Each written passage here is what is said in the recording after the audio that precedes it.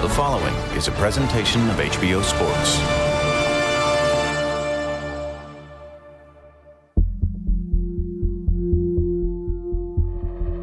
A former three-division champion who has taken on all comers from 140 to 154 pounds. Miguel Cotto is one of the biggest names in boxing and has a Hall of Fame resume to show for it. But the 32-year-old star hit a speed bump in 2012, losing back-to-back fights for the only time in his storied career. First, he gave pound-for-pound King Floyd Mayweather his fiercest competition in years. Big shots! What a determined effort by Miguel Cotto! Before ultimately falling short. Then last December, a disappointing effort against then 154-pound title holder Austin Trout. Now Cotto aims to get his career back on track with a new addition in his corner. He's teamed up with five-time Trainer of the Year Freddie Roach. And tonight they seek a victory over veteran Delvin Rodriguez to prove that the Puerto Rican great still has what it takes. Also tonight from Moscow, Russia, heavyweight champion Wladimir Klitschko looks to continue his long run atop the division. He puts his championship on the line against unbeaten hometown hero Alexandr Povetkin. It's a long-awaited matchup of fellow Olympic gold medalists fighting for heavyweight supremacy.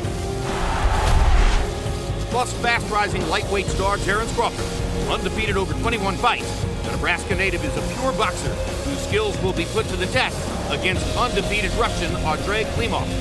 It's an action-packed triple header. World Championship Boxing is next.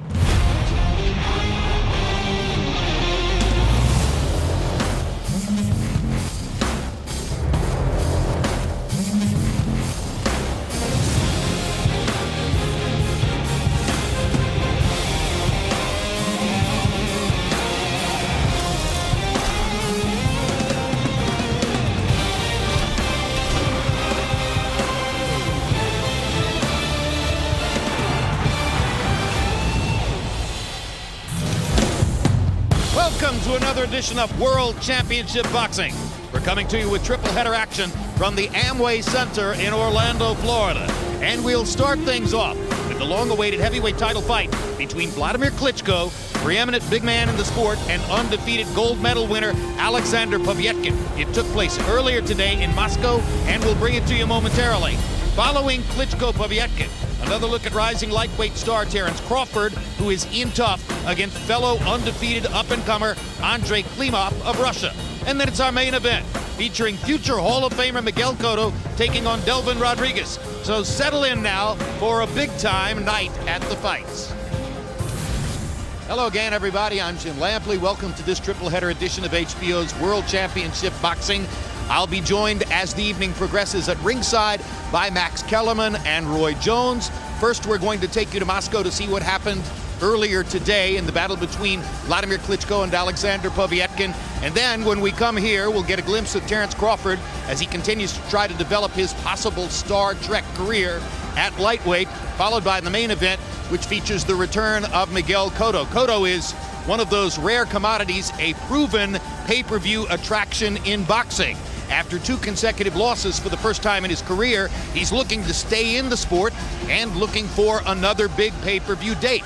He's mentioned as a possible opponent for Canelo Alvarez when Canelo Alvarez comes back to action after his loss to Floyd Mayweather, or possibly to move up to middleweight and fight Sergio Martinez for that crown. But logic tells you that none of that is possible unless he can look good against star journeyman Delvin Rodriguez tonight, and that's what's at stake when we get to the main event. But first, as we told you, we're going to take you to Moscow for the long-awaited battle between Wladimir Klitschko and Alexandr Povetkin. Quickly now, let's look at the tale of the tape. And these are big men. Of course, Klitschko has dominated the heavyweight division for quite some time, along with his brother Vitaly. You see the 3-year age advantage for Povetkin, 4-inch height advantage for Klitschko, a 2-inch arm length advantage measured from the armpit to the end of the fist. Could be very significant because, of course, Klitschko's jab is the dominant weapon in the heavyweight division. And he has a 16-pound weight advantage entering the ring. The fight took place at Moscow's Olympic Stadium before an expected crowd of 35,000 plus. Let's go there now to see what happens. Good luck and God bless. been a long time since there's been a heavyweight title fight. There have been heavyweight title performances by the Klitschko brothers, but not fights. If Povetkin is to be successful tonight, he needs to turn this into a fight. Who among us would have thought 10 years ago, when Wladimir went down so ignominiously against Lehman Brewster, and then in his next fight was knocked down by DeBarrel Williamson, that he would become a dominant, long-reigning heavyweight champion of the kind he has been. And so far has been forced to clinch twice within 15 seconds. Well, that's the smartest fight for Povetkin. That lets you know he's not out there to joke around. He's out there to try to win. And he's fighting the smartest fight that he could fight right now. He made a nice little move, weaving the jab and hook to the body inside. And landed a left hook. And now Wladimir lands a left hook as Povetkin comes in toward him. So clearly Wladimir will have seen now that Povetkin plans to try to get inside and attack. And it'll be his job to, number one, tie Povetkin up when he gets inside, and number two, try to pick him off with his jab and his power punches as Povetkin advances. Povetkin definitely has the right idea. I don't know how long he'll sustain it, but he definitely is fighting the right fight. Being aggressive. He's won the first minute of the first round, which is more than most Klitschko opponents can say. And he has to have Wladimir thinking. Now Wladimir starts to get the jab going. That's the weapon with which he has architected most of his victories over the years. And he's starting to time Povetkin's hook, blocking it with his right arm. And that jab is a nice, hard jab down the middle from Klitschko.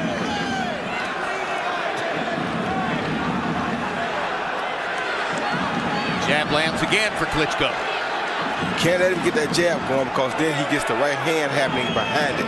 That's not a good sight. One of the best I've ever seen at throwing the right hand right behind the jab, Roy, Klitschko is. And that came once he started working with Emanuel Stewart. That's when Emanuel really made him a much better and much more dangerous fighter. Teaching him many of the lessons he had previously taught to Lennox Lewis. Exactly. How to fight tall, how to use your height, how to work behind your jab, how to protect your chin by using your offensive weapons to mount a defense. And he uses his arms so good for defense. That's what's causing Povetkin the biggest problem right now. Klitschko has also won the second minute of the first round by a much wider margin than Povetkin won the first. Scoring will be interesting tonight, Jim, as you mentioned, in Russia. Does Klitschko get credit for outboxing Povetkin?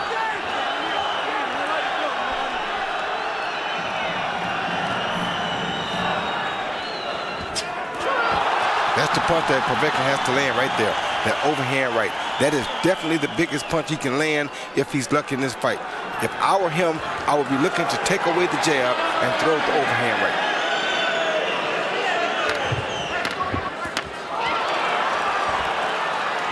Klitschko landed a left hook.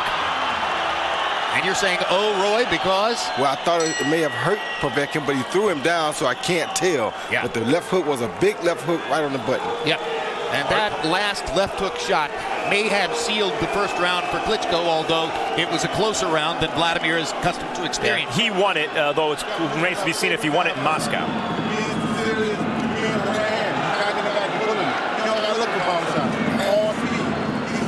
He see Klitschko constantly landing that jab repeatedly, brother. And he feints the jab and comes around with the hook.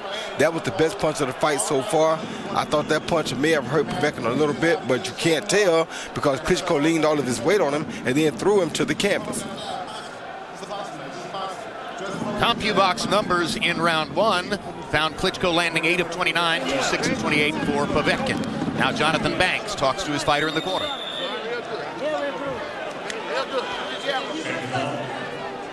Six of the 8 Klitschko connects in the round were jabs, but to distinguish jabs from power punches with Klitschko may be a tiny bit misleading because his left jab is so strong and so assertive that it functions like a power punch. It's just like getting hit with a hook or a left uppercut. And Klitschko's punches all landed cleanly. Povetkin maybe landed 2 or 3 clean shots against Klitschko. I'm not sure, so. Yeah, but this is what Povetkin has to do to win the fight. He can't worry about hitting him clean every time. He's a short guy. He just has to get close and get his hands on Klitschko. Referee Luis Pabon breaking them again. Already Pabon's had a lot of work to do in the first 2 rounds. And looks like Pabon will have to go to work one more time. And I have a very good friend in Moscow by the name of Nikolai who manages Povetkin, and he always tries to get nothing but the best for Povetkin. So I would imagine that Povetkin is prepared to the best that he could be for a fight like this. Well, we mentioned that he tried to hire Freddie Roach as his trainer, was declined by Roach, hired Alexander Zimin, a former coach of the Russian amateurs, who started as a professional trainer back in the 1990s. There was talk of the possibility that Costa Tszyu, who had trained Povetkin for 2 previous fights, would also join the corner for this fight. Tszyu is seated at ringside. Povetkin got in a left hook, and now through the right, but it landed behind Klitschko's head. Povetkin's fighting a smart fight, not only weaving the jab and throwing that hook up and downstairs, but trying that quick overhand right, Roy, to catch the taller fighter, although Klitschko's been deflecting it on his shoulder so far. And that's the punch that has to land. He has to land that overhand right. If he can land the overhand right, he'll get the job done. But he got to land it quick.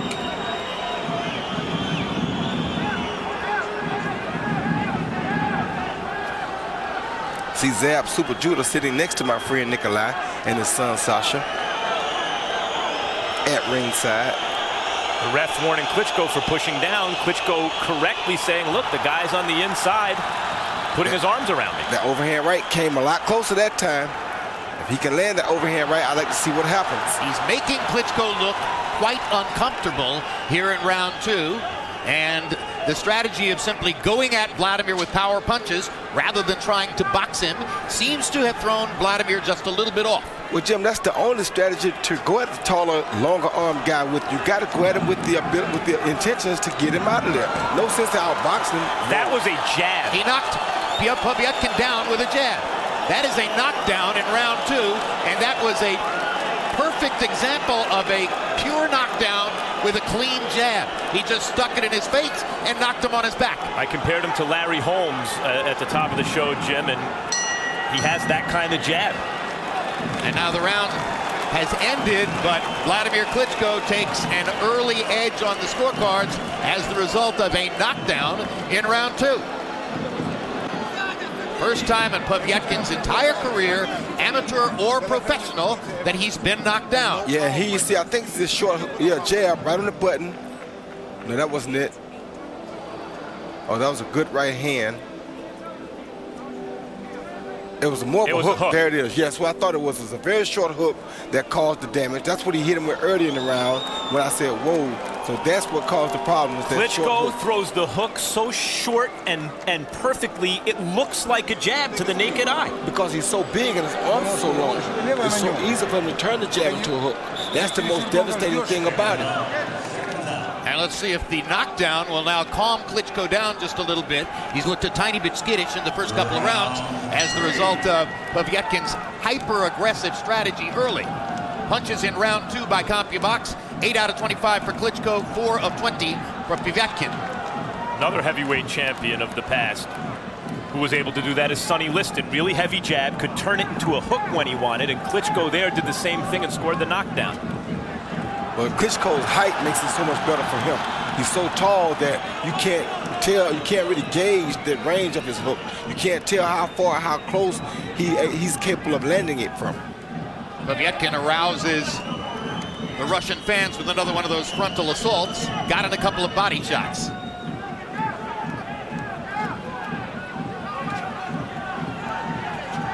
hook has been Klitschko's power weapon in this fight.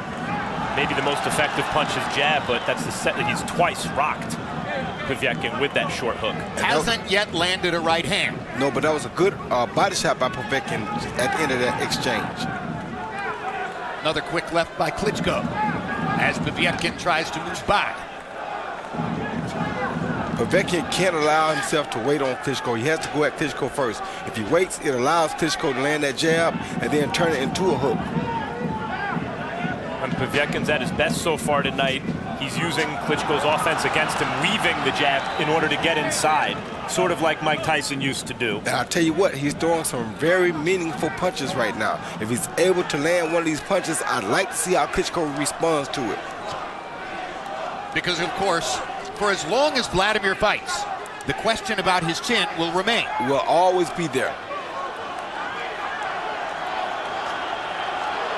Particularly in today's heavyweight era, though it may be relatively weak. These guys are so big and strong. A small heavyweight like Povetkin, 225 pounds. That if they land cleanly, something's going to happen. Yeah, that was a bad right hand by Klitschko. Povetkin can't allow himself to get caught with that punch too often. Wladimir landed the 1-2 as he quickly brought in the right behind the jab there. Using the right arm a lot for defense, though, to try to ward off these left hooks that Povetkin is throwing. And Povetkin is really fighting a very smart fight here. This is the only chance that you have against a guy as tall and long as Klitschko. You have to try to gamble to hit him. You can't wait on him.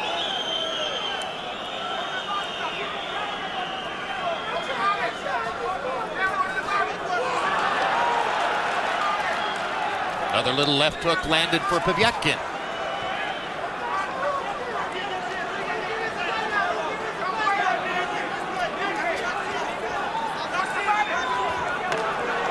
Povetkin's starting to look a little bit more confident here too, Jim. Klitschko tried that little hook again and that time missed.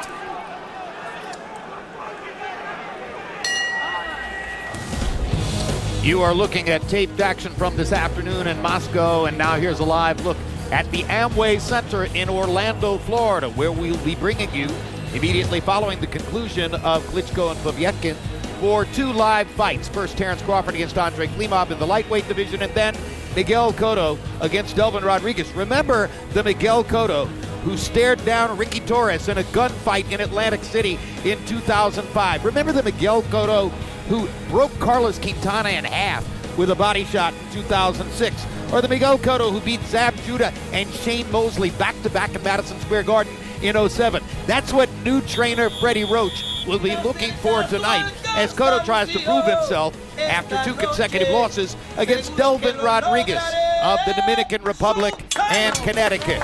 Rodriguez is a happy man to have this opportunity against Klitschko after years of being a highly entertaining fighter in showcases such as ESPN's Friday Night Fights. He comes in off of knockouts over George Taduanipa and Freddie Hernandez, but those guys aren't Miguel Cotto. We'll see what happens here when we come back to Orlando. Now let's return to our taped look back at Klitschko-Povetkin in Moscow. CompuBox numbers through 3. Klitschko 29 of 90, Povetkin 20 of 84. Klitschko with a 13-10 landed punch advantage in the third. Harold Letterman, how do you have it scored so far? Okay, Jim, I've got it 30-26. 3 rounds to nothing, Wladimir Klitschko. You got to give him an extra point for the knockdown in round 2. You know, Jim, I got to tell you, Louis Pabon lets him get away with an awful lot. I mean, I love Wladimir as a fighter, but, you know, when you measure a guy, you can't open up that boxing glove, and he does it very often, and he pushes Povetkin off. And also, he pushes his head down when Povetkin does manage to get inside. Anyway, 3-0, Wladimir Klitschko. I can just imagine Pabon saying, Harold, can't you see I'm busy enough trying to break up all these clinches? And I could also imagine at least one judge having it 2 rounds to 1 Povetkin even on the scorecards because of Klitschko's knockdown. That's what Povetkin can't allow to happen. He can't allow Klitschko to hit him with that jab repeatedly. Klitschko is definitely getting fatigued here, though. Well, fatigue is one question about Povetkin. In the latter rounds of his fight against cruiserweight Marco Huck, he was nearly out on his feet, seemingly exhausted, and Huck was dominating him in the late rounds. So there's some question here about how difficult it might be for Povetkin to go 12 if that turns out to be the case against Klitschko's height, reach, and power. I think the hardest thing for Povetkin is keeping Klitschko's weight off of his neck like he's doing. Yep. Every time they get close like that right there, Klitschko is hitting with an undershot that the referee can't see, and he's leaning on him, all of his weight on Povetkin's neck. You saw Wladimir trying to shoot a right hand there, tried to shoot another right hand there, as Wladimir is becoming just a tiny bit more aggressive here in round 4. And Klitschko is doing the smart thing, leaning with his weight on the back of Povetkin's neck. That's what tall fighters are taught to do on the inside, to wear down the shorter and more aggressive fighters. But I agree with you, Roy. Klitschko at the end of the last round and through this round seems like there's a little energy drain from him compared to the first couple rounds. Yes, he does. He seems like he's lost a lot. in this short period of time. That right hand, for example, came in a little more sloppy than it did earlier in the fight the few times he threw it. And Povetkin has to do something to get it. There you go, to get momentum here, because Klitschko, if he gets comfortable, it'll be very difficult to deal with him. Before Emmanuel took over his career, right around this point in the fight is when Klitschko sometimes would run into trouble. It looked like was hurt as much by a stamina issue at this point in the fight as he was by actual punches. And that's why I say right now is the chance that Povetkin needs to do something. If Povetkin can make something happen right now, it would be big for him.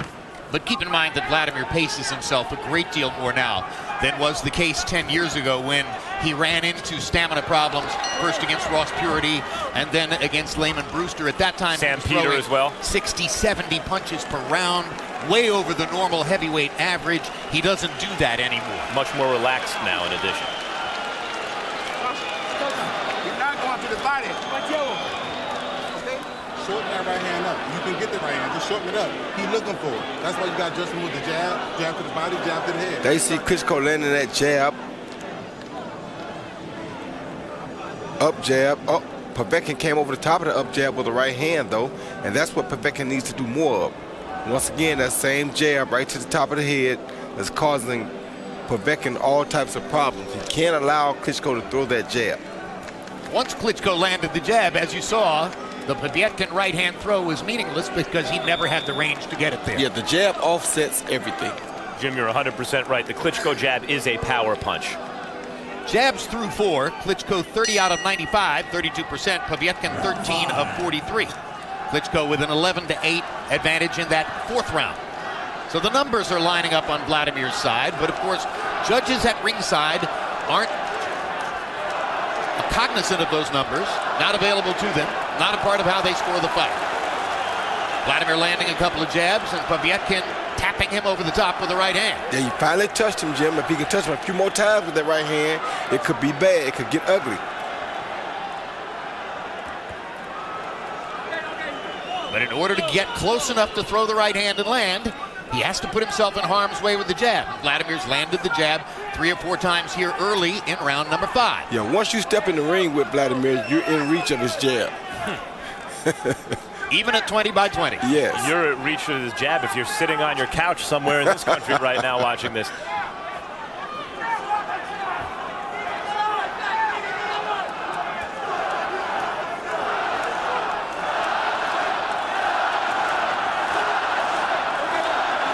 Russian crowd trying to lift Povetkin. There's another example of Vladimir pressing down, and another one here. Vladimir pressing down on Povetkin's shoulders and neck, and that tires out not just the upper body, but the legs as well of the fighter who's on the underside. And here the ref is right if he stops and really gives Klitschko a hard warning, because now the strategy is every time Povetkin gets in, I'm going to lean on his neck, push him down, not even attempt to throw a punch, and it's whether or not Povetkin is holding. That's been the strategy since round 1.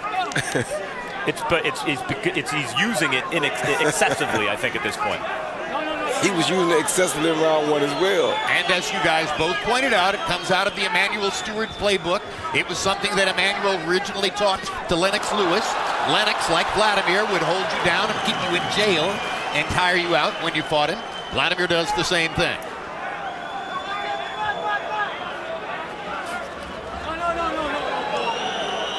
I tell you what, Vladimir is in a bad place right now. If Povetkin ever was to win the fight, it would be right now.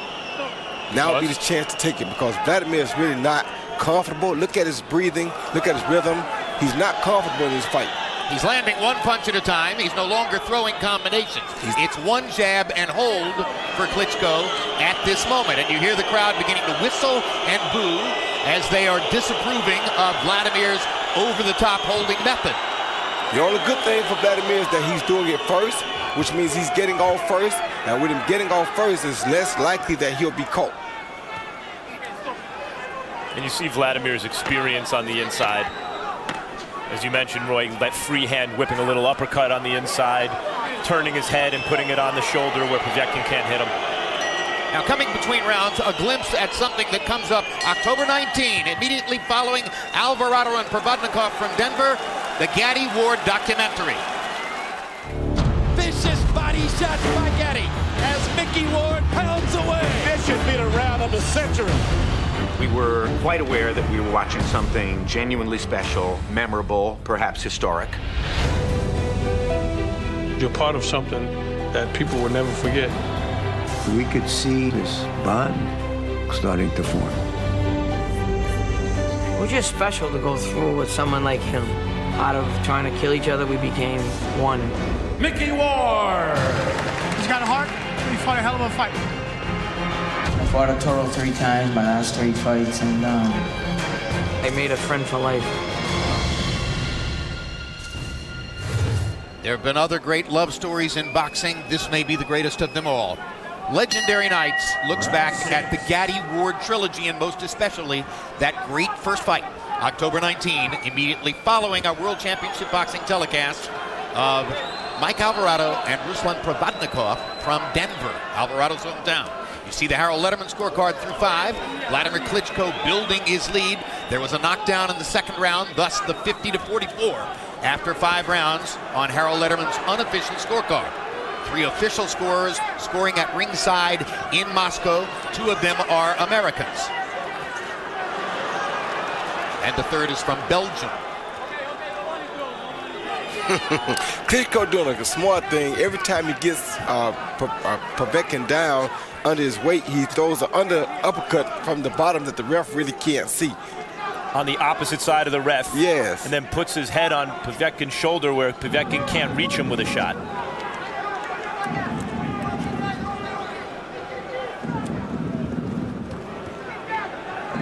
Now it looks like Klitschko may be getting a second win.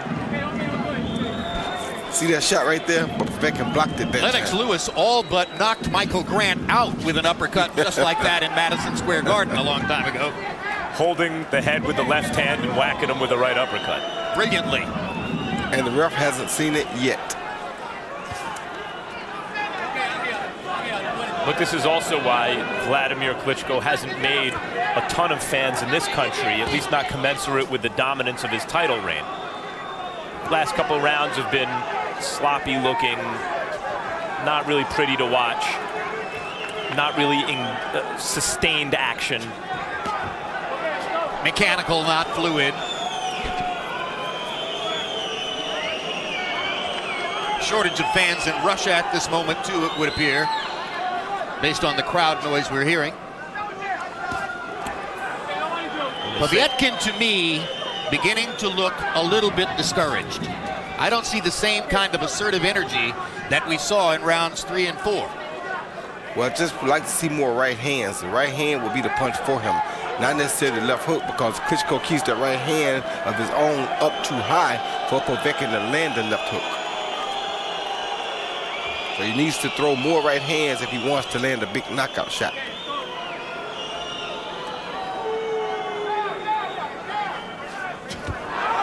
There it is right there. There's the right hand shot, lands over the top for Alexandr Povetkin. But he has to throw more of those.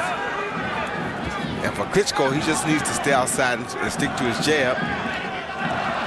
One thing about Vladimir, he wants to get hit not at all, because as we've seen throughout the course of his career, if you hit him, his face marks, and it marks quickly.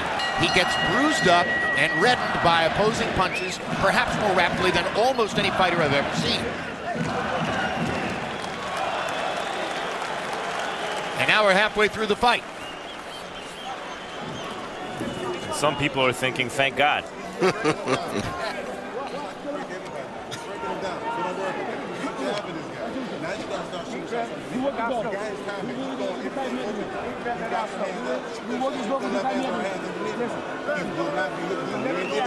And you got the lift it to the body. Когда боксируешь на ножках, передней рукой отлично. Отлично. Давай ему проваливаться и снова наказывай.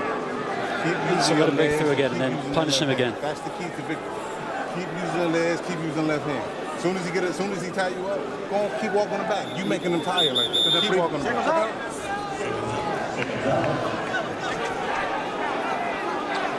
Wladimir Klitschko entered this fight with a record of 60 wins, 3 losses, 52 wins by knockout.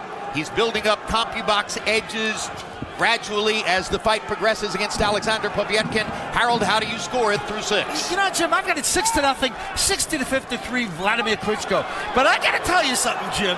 When Alexandr Povetkin gets inside, why in heaven's name doesn't he punch with the free hand? You're allowed to punch with your free hand until the referee yells stop, break, or step back. Okay? Povetkin gets inside and throws nothing. Nothing. He's not even trying. I would get inside on. There's a hard 1-2 by Klitschko, and he throws Povetkin to the canvas, and Pabon's going to call it a knockdown.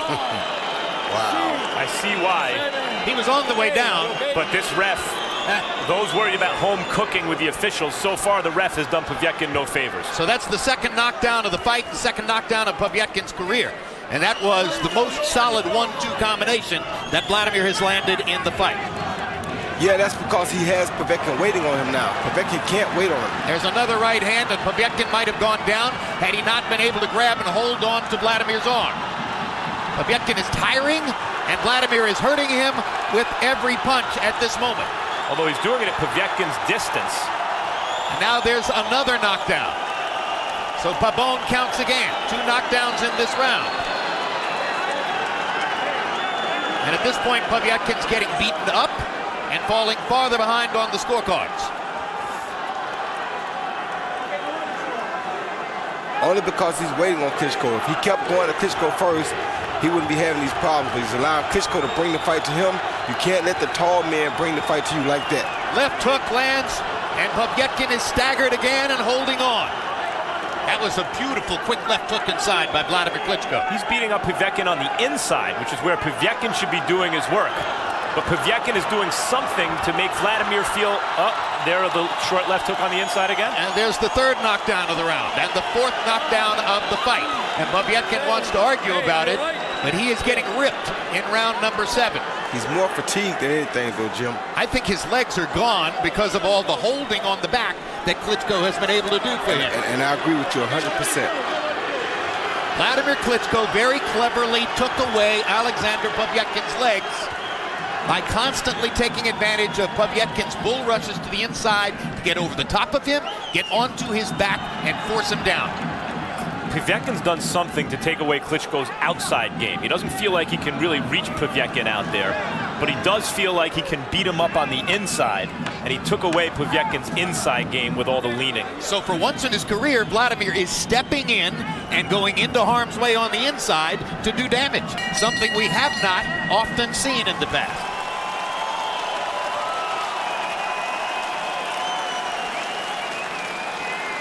Well, that was a disastrous round for Povetkin.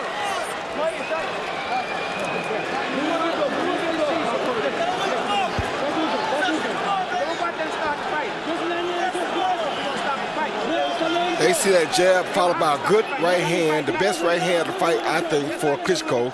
I can't say Povetkin was going to go down because Klitschko threw him down, so you can't say he was going to go down from that punch.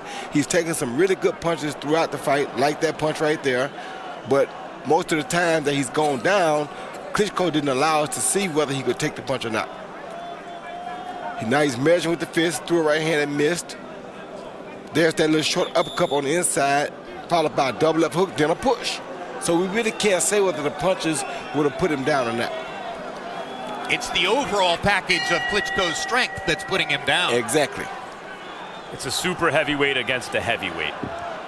And as we've seen, for those who once upon a time thought, and many in boxing did, past a certain size, a heavyweight can't be effective. That's just not true.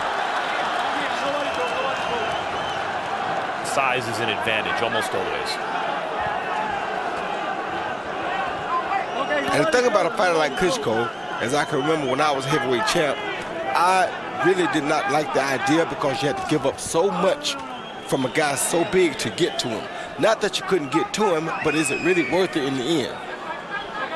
It's 2 different divisions, practically. Exactly.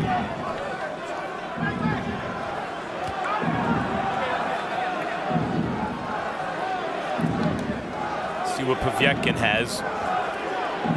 Klitschko still doesn't look super sharp in there, and he's giving Povetkin certain chances. Yeah, he is, and if Povetkin can stick to his game plan, which I think he'll do, he always is going to have a chance to the last bell rings.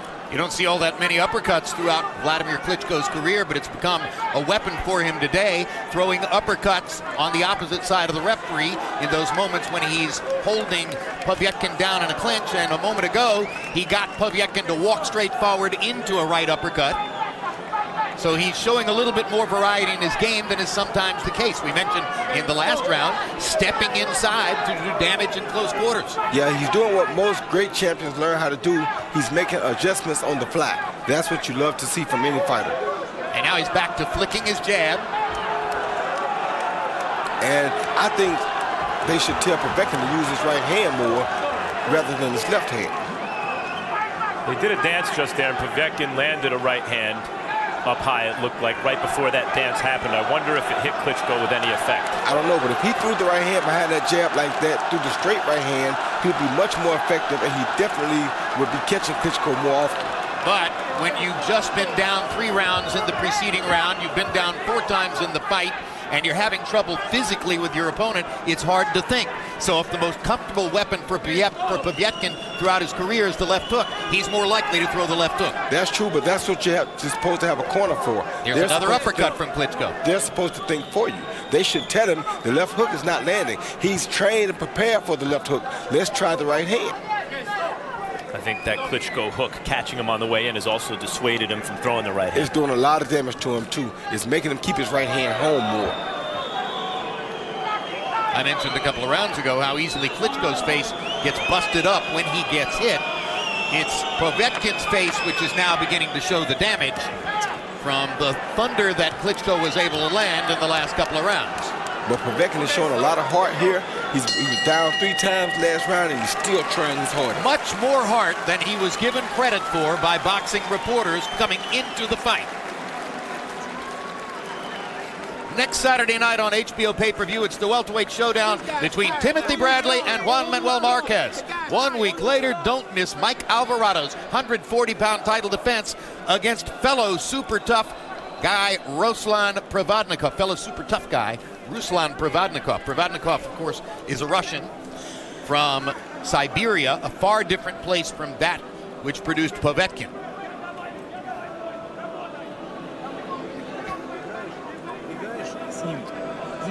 Look at that. CompuBox tells us that Wladimir Klitschko has not landed a body shot in the fight. I don't think he landed one against David Haye either. Have you ever seen a fight at this level go this deep into the fight and the winning fighter not land a body shot? David Haye fight. You know, and Wladimir Klitschko is the only fighter I've ever seen who could get away with that. Even Lennox Lewis landed body shots. I think John Tate did that with Mike Weaver. I think that's why Mike Weaver still had power in the 15th round to knock him out. So 30 seconds to go in the fight. Exactly, so that could be good for Povetkin that he's not going to Povetkin's body. Right. 10 or 12 body shots could have brought the finish to this already if Wladimir wanted to throw them.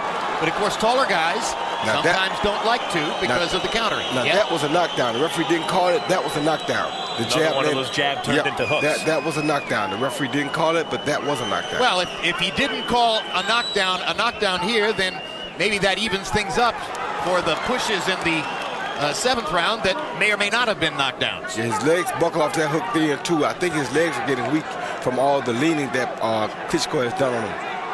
That's been going on throughout the fight. Yeah. Man, the way Klitschko turns that jab into a short hook is really a beautiful thing. It's devastating and dangerous. And after having spent a couple of rounds stepping inside to do damage, Klitschko is now backing up, dancing away, and setting up his jab again.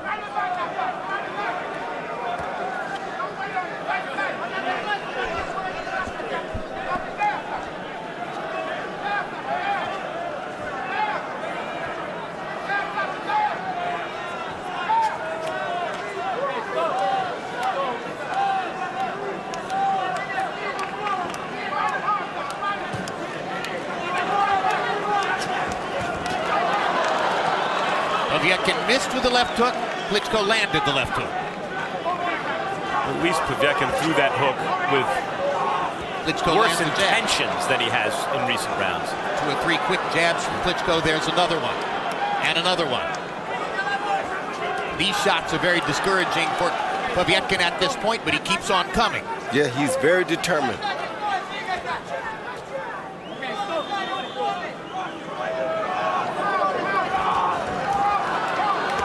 Little right hand for Klitschko. Another little right hand for Klitschko. Thrown without much power. Yeah, but little punches from Klitschko hurt because he's so big. If the ref keeps breaking them and telling Klitschko not to do it, but never warns him and threatens to take a point, why would Klitschko ever stop leaning down? No reason. He's not. No reason whatsoever. Referee Luis Pabon has ordained the validity of Vladimir Klitschko leaning on Alexandr Povetkin and holding him down like that. That's why it's been happening in every round of the fight. It can happen from time to time, but when it's every single clinch, and when you're the one initiating the clinch and doing it, there should be a stern warning, at least. And Max, I must say, I think the same that we said about the reason he's not throwing the right is because the hook is making him keep it at home. I think if he threw the right, it also could make Klitschko keep his left hand at home. That's a good point. 3 rounds to go in Moscow.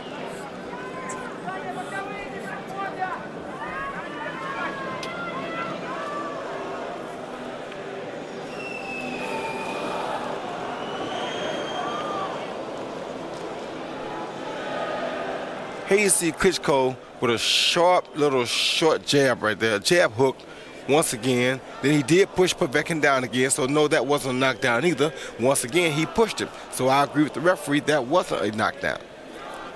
He clearly pushed him.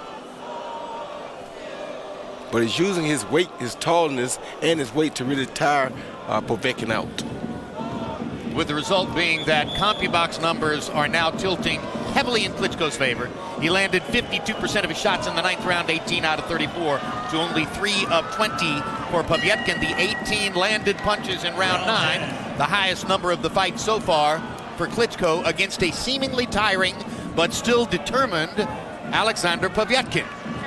Harold, how do you have it through 9? Okay, Jim, I got a 9-0, 90-77, Vladimir Klitschko. You know, Jim, he's winning this fight on clean punching. He just constantly, look at that jab, perfectly clean, snaps Povetkin's head back. You know, he's doing it the whole fight. He gets away with murder, just like I said in the 4th round when he leans and pushes Povetkin's head down, and Povetkin doesn't punch with the open hand. But be as it may, Vladimir Klitschko on clean punching, 9-0. Many top fighters bend the rules, shall we say. Think of Bernard Hopkins or Evander Holyfield, and Vladimir Klitschko is no exception. If you're going to be allowed to bend the rules in your favor, and the referee is the authority and he's standing right there and does nothing about it, why stop?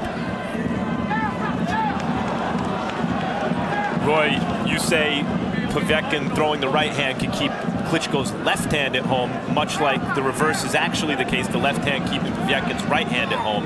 Is that simply an issue of will to throw it? Initiative? What is that? Will to throw it, but that's what they call be first. When they tell you to be first in boxing, that's what they mean. Whoever's first will usually get that advantage. It's like, just like we're saying, Klitschko using the jab to make him keep his right hand at home, well, Klitschko is getting off with the jab first. If he got off with the right hand first, it will force Klitschko to keep his left hand at home because of the right hand. And that's resolve? Yes. That's why they say be first. That's why in a lot of, if you go to amateur boxing a lot, you hear a lot of guys say be first, because one or the other is going to happen. Whoever does it first is going to cause the other one to do the opposite. It's not like in football where you're on offense and defense, or basketball, you're on offense and defense all at the same time. So your goal is to put your opponent on defense as quick as possible. If he's blocking or defending, he can't attack with that particular hand. I tell you what, Alexandr Povetkin is showing a big heart here. He's trying everything he can try within extreme limitations. He's showing one hell of a heart.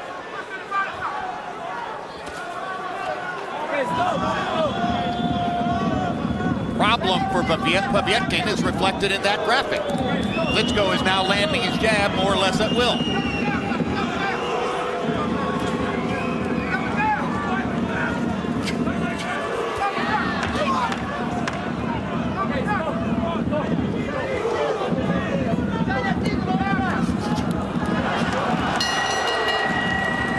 Couple of body shots land at the end of the round for Povetkin. It's the most he's had to celebrate in quite a while. later tonight.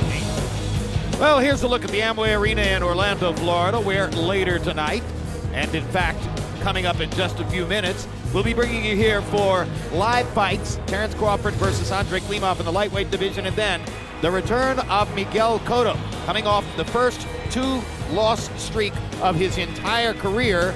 And some question the wisdom of placing this fight in Orlando, where Cotto himself points out that you have the second largest Puerto Rican population in the United States, behind only New York.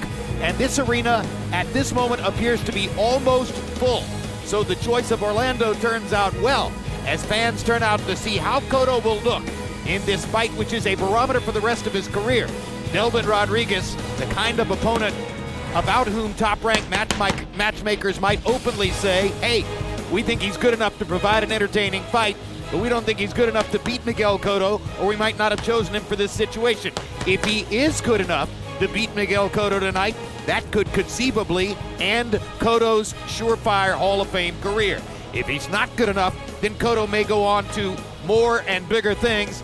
Boxing fans tend to root for that because Cotto has been such a fan-pleasing fighter over the years. So we'll be bringing you here where the main event is Cotto versus Rodriguez very shortly. Meanwhile, let's go back to look back at what happened this afternoon in Moscow in this aesthetically deteriorating fight. Not the most pleasing heavyweight championship bout you've ever seen, right? Only 2 rounds to go.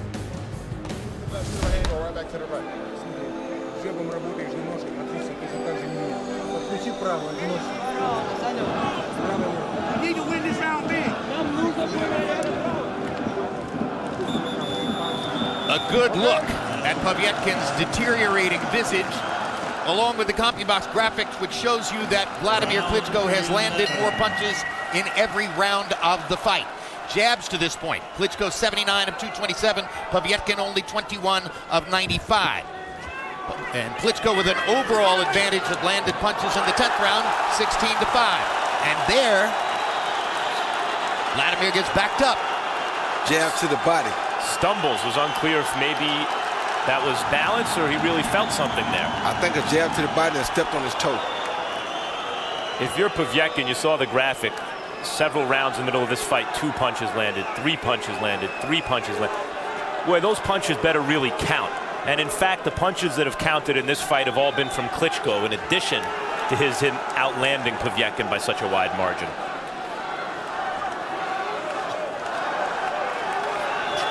Well, I remember an eloquent dissertation during the Hay fight by our Larry Merchant, who at that time said, you know, we're constantly covering Floyd Mayweather with glory because he's so difficult to hit. When is somebody going to say the same thing about Wladimir? But equally difficult to hit. But Floyd is difficult to hit, standing in the middle of the ring, making you miss, using his legs beautifully, boxing. And Wladimir here is difficult to hit partly because of that, but also because of continuous rules infractions. It's just not as pretty to watch. Do you think another referee might have enforced this in such a way that it was an entirely different fight?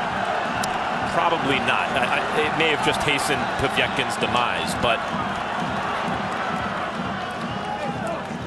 it's not fun to watch. And nonetheless, it's an infraction of the rules. Oh, good left hook. Combination by Wladimir Klitschko seemed to wobble Povetkin once again. Klitschko not particularly interested in taking any chances at this point. Allowed Povetkin to wobble. The first time he tried a 3-punch combination, almost knocked Povetkin out with it. Oh. Now he pushes Povetkin down. Clearly a push. Consistently pushes Povetkin down. Now let's see if, and Pabon is taking a point away from Wladimir Klitschko for pushing. It's overdue. Good ruling. He's gotten away with too much tonight.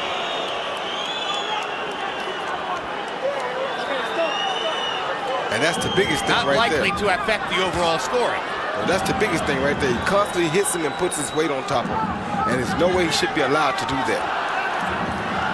But it's up to the referee to stop it. That's true. And that's not even what he penalized him for. He was penalizing for the more aggressive motion of pushing him down. Which has happened 10 times so far tonight. See that right there? That's what hurt Povetkin most in this fight. And you see Wladimir suddenly worried about a possible disqualification, and he backed away. But 11 rounds are now complete, and we've only got 3 minutes to go in Moscow.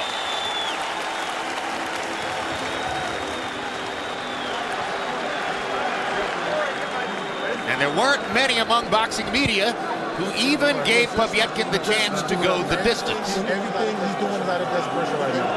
Keep everything smooth. Every time you rush to him, step back. You can see him falling right in the air. Every time you rush to him, step back and shoot a jab. He's falling over every punch he's doing now because he's tired. Everything's out of desperation. He's trying to crowd you. Last round.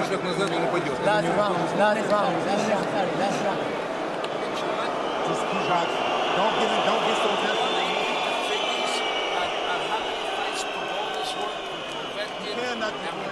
Dress him up with the jab, just like you've been doing.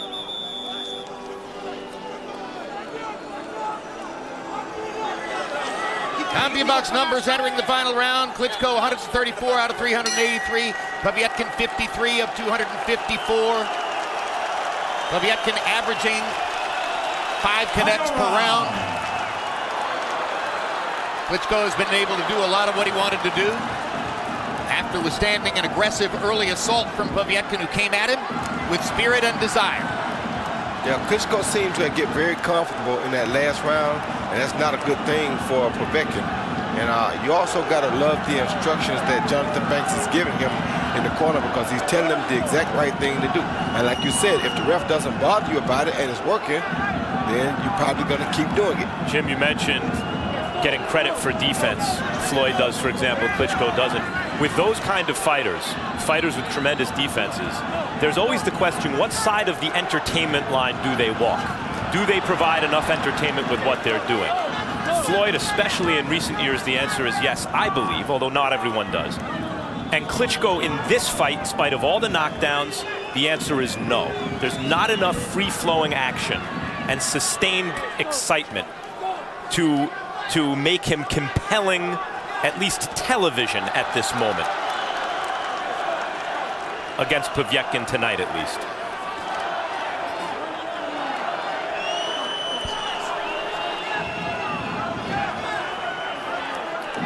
Minute and a half to go in the fight. Increasingly, it appears that we'll go the distance in Moscow. And Wladimir Klitschko will go through the experience of at least waiting and wondering to see what judges are going to do in a city in which he probably didn't particularly want to stage this fight.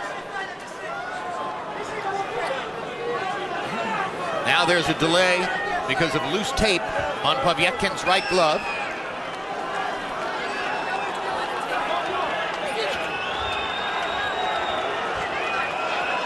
Stacey McKinney will come up to cut off the tape. And the bloody-faced Povetkin will go back to the combat with half the round yet to go.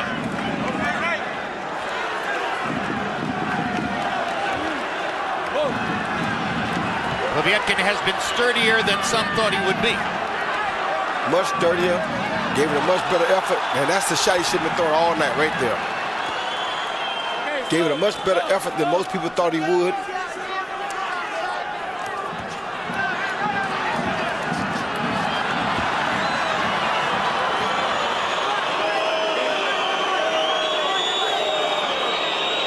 Another mark of Klitschko's strength. Can you imagine? He slung Povetkin to the canvas with one hand. Can you imagine what? I thought he was about to take another point away. And then Klitschko would be in danger of being disqualified with 40 seconds left. That's correct. Klitschko seems to be worried about the DQ already. He's definitely been less aggressive about the holding and throwing since the point was removed. They both are really nice guys, because in that last clinch where they both just turned around and looked at one another, in this country, I think somebody would have got hit. Well, Povetkin was quoted this week as saying, I believe Russia, Ukraine, and Belarus are all one country, and frankly, I've spent years rooting for Wladimir because to me, he's a Slavic brother.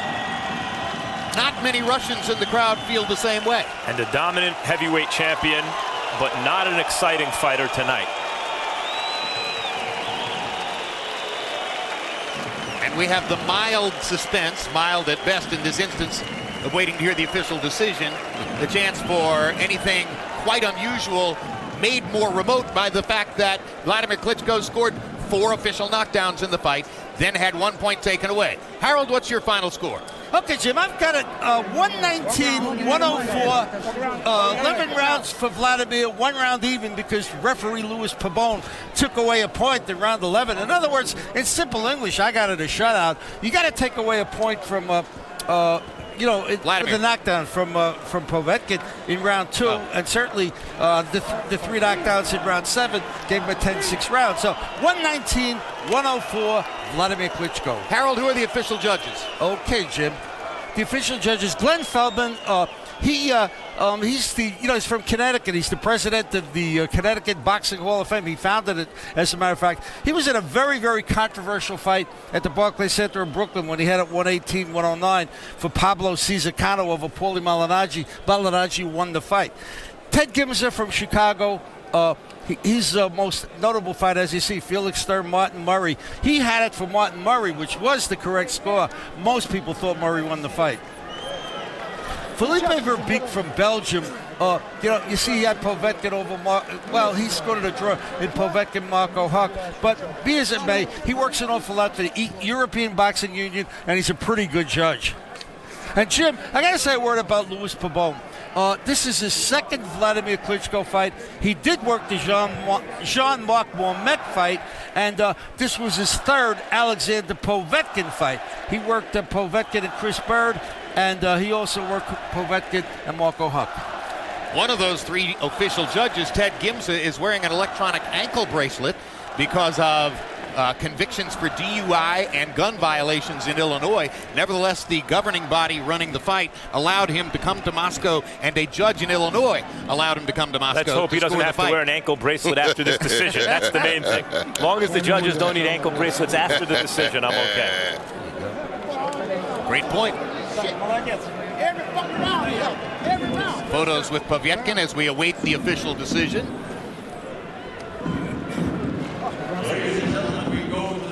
And now here's Michael Buffer. All 3 judges scored the contest 119 to 104 to the winner by unanimous decision from Kiev, Ukraine, still holding his full world title bout, still the heavyweight champion of the world, Dr. Steel Hammer, Wladimir Klitschko.